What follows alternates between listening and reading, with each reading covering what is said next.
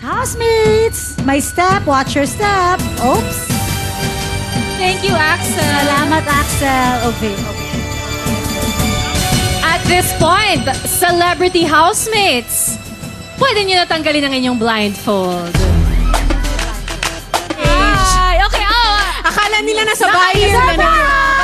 Surprise! You're back out here! Ay, nakakilala sila. Wow.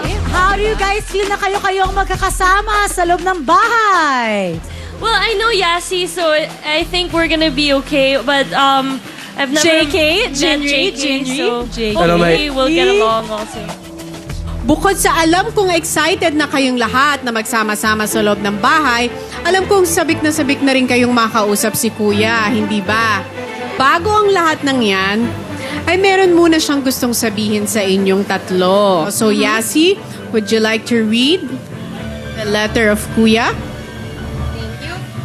Celebrity housemates, kayo ang aking mga buena manong housemates. Pero hindi pa kayo maaaring makapasok sa loob ng aking bahay.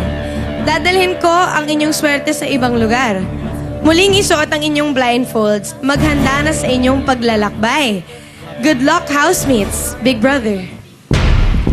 Good luck, housemates. Very excited for you guys. Please put back your Your blindfold. blindfolds, pumunta na kayo sa sasakyan muli. Good luck on your Good new luck! adventure! Enjoy!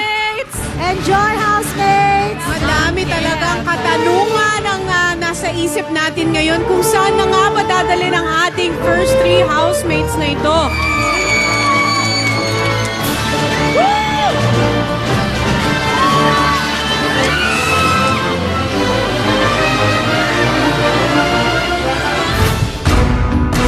Mula sa Big Brother House, pumunta na ang unang set ng celebrity housemates papuntang airport nang walang kaalam-alam sa kanilang destinasyon. Sina McCoy at Nico sinuwerteng makaabot sa airport. Kung may mga sinuwerte, mukhang may minalas naman. Dahil sa mga kulang na dokumento, hindi pinayagang makaalis ng bansa sina Jinri at JK. Naiwan man ang ilan sa kanila, nagsimula na ang halos 3 oras na biyahe ng iba pang lucky celebrity housemates palipad ng Vietnam.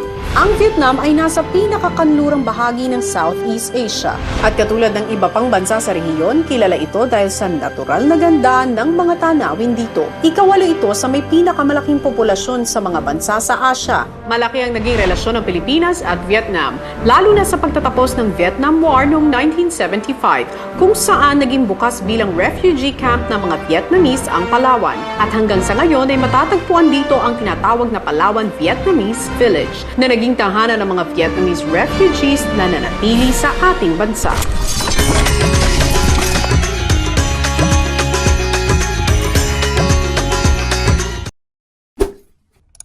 Hi mga kapamilya! Be updated with the Pinoy Big Brother housemates by clicking the subscribe button and watch all the latest videos by clicking the I button above.